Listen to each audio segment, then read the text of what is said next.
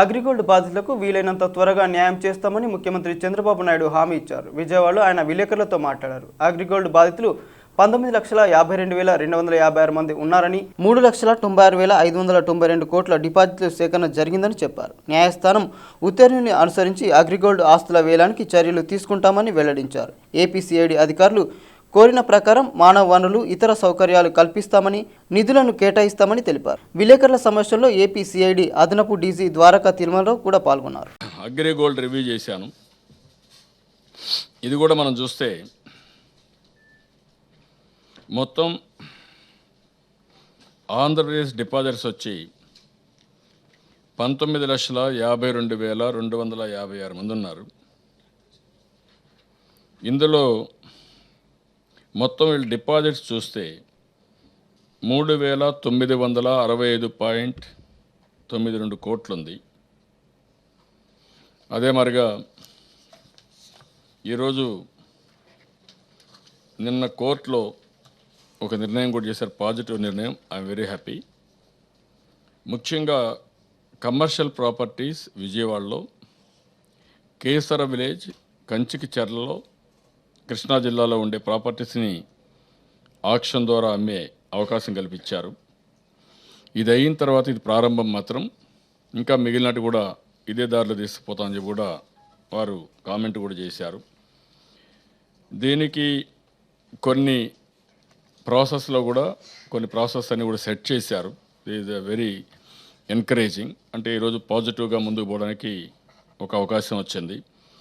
ఇందులో మీరు చూస్తే ఇవన్నీ కూడా వాల్యూ చేయడం, సిఐడి చేయడం, విజయవాడ, కేసర ఈ రెండు అమ్మే అవకాశం ఇవ్వడం, అదే మరి 28/11/2016 లోపల కాంపిటెంట్ అథారిటీ అడ్వర్టైజ్మెంట్స్ ఇచ్చి, మీడియా ఇవన్నీ ఇచ్చి, సీల్డ్ కవర్స్లో రిజిస్ట్రార్కి బిడ్స్ ఇన్వైట్ చేయడం, అవన్నీ కూడా జనరల్ కండిషన్స్ ఆఫ్ సేల్ అవన్నీ కూడా వాళ్ళే ఫైనలైజ్ చేసి కమిటీ కాన్స్టిట్యూట్ చేసి ఆ కమిటీ ఇవన్నీ చేయమన్నారు. ఇంకొక పక్క buyers will free to inspect the properties. ఇవన్నీ వాళ్ళు చూసుకొని వాల్యూ అసెస్ చేసుకొని 6/12/2016 లోపల competent authority property and days fix ఇవన్నీ చేసుకోమని ఒకసారి చూసుకోమని చెప్పారు. అది చేసిన తర్వాత ఆఫర్స్ అన్నీ కూడా ఒక సీల్డ్ కవర్లో స్పీడ్ పోస్ట్లో రిజిస్టర్కి సబ్మిట్ చేయమన్నారు. అది కూడా demand draft representing 1% of bid amount కట్టమన్నారు.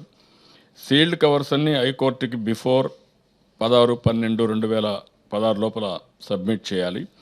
19/12/2016 2 PM ఈ బిడ్డర్స్ అన్నీ కూడా bidders will be free to present in the court on the day. ఆ రోజు ఓపెన్ చేస్తున్నారు. అంటే 19/12/2016 2:30 గంటలకు బిడ్స్ అన్నీ కూడా ఓపెన్ చేస్తున్నారు. అది కూడా అవసరమైతే వీళ్ళు కూడా అక్కడ ఉండొచ్చు. అది ఓపెన్ చేసి అది ట్రాన్స్పరెంట్గా చేస్తారు. ఇప్పుడు ఒక ప్లాన్ కూడా చేశారు, మన వాళ్ళు చేసుకుంటున్నారు, ప్లాన్ ఆఫ్ యాక్షన్. ఇవన్నీ కూడా డాక్యుమెంట్స్ అన్నీ వెరిఫై చేసి అవన్నీ అప్డేట్ చేసుకోవడం, సర్వే నెంబర్స్ అన్నీ, ప్రాపర్టీస్ అన్నీ కూడా చేయడం, ఎన్కంబరెన్స్ సర్టిఫికేట్స్ అన్నీ కూడా రెడీ చేసుకోవడం. అదే మరి ఇంకొక పక్కన వీళ్ళ గవర్నమెంట్ నుంచి కొన్ని కావాలని చెప్పి ఇప్పుడు రివ్యూలో కూడా నాకు ఒకటి చెప్పారు. సఫిషియంట్ బడ్జెట్ కావాలన్నారు, దీనికి అంతటికి ఎంత కావాలన్నా అంతా ఇస్తా అని చెప్పాం. అదే మరి rope in all the bankers who have mortgage with the company and to take to them to consider that the interest of the depositors of the company ఇది పర్ అమౌంట్, అది కూడా చేయమని చెప్పాం. INPR అడ్వర్టైజ్మెంట్ ఇమ్మన్నారు. అది ఎంతైనా government ఖర్చు పెట్టి ఆ యాడ్స్ అన్నీ INPR ద్వారా పబ్లిసిటీ అవన్నీ ఇస్తాం. ఇంకొక పక్క direct the revenue and registration departments to cooperate చేయమన్నారు. అవి కూడా కోఆపరేట్ చేయమంటున్నాం.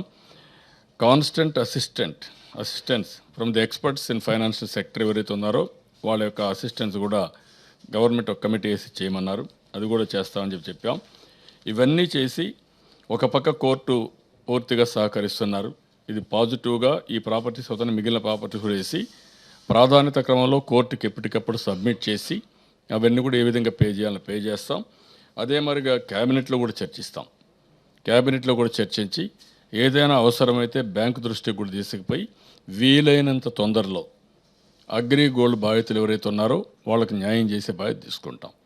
ఇక్కడ ఎక్కడ కూడా ఎట్టి పరిస్థితుల్లో ఇది ఒక కేస్ స్టడీ, బిగ్గెస్ట్ ఫ్రాడ్. ఇలాంటి జరగడానికి వీలు లేదు. ఏది ఏమైనా దీనికి న్యాయం జరగాలి, లాజికల్గా తీసుకెళ్ళాలి. ఎవరైతే చిన్న చిన్న షేర్ హోల్డర్స్ ఉన్నారో ఎవరైతే దీంట్లో కాంట్రిబ్యూట్ చేశారో వాళ్ళకి న్యాయం చేయాల్సిన బాధ్యత ఉంది. కాబట్టి ఎవ్రీ 15 డేస్కి ఒకసారి క్యాబినెట్లో మాట్లాడతాం.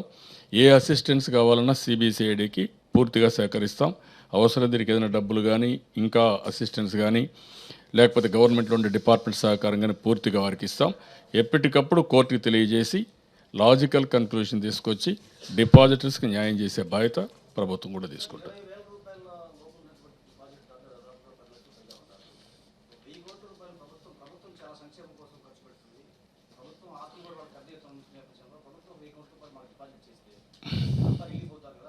ఉన్నాయి. ఇప్పుడు మనం జీతాలు కూడా ఇవ్వలేకపోతున్నాం కదా. ఈ నెలలో మనం ఇవ్వాల్సిన కమిట్మెంట్స్ కూడా మనం ఇవ్వలేకపోయాం.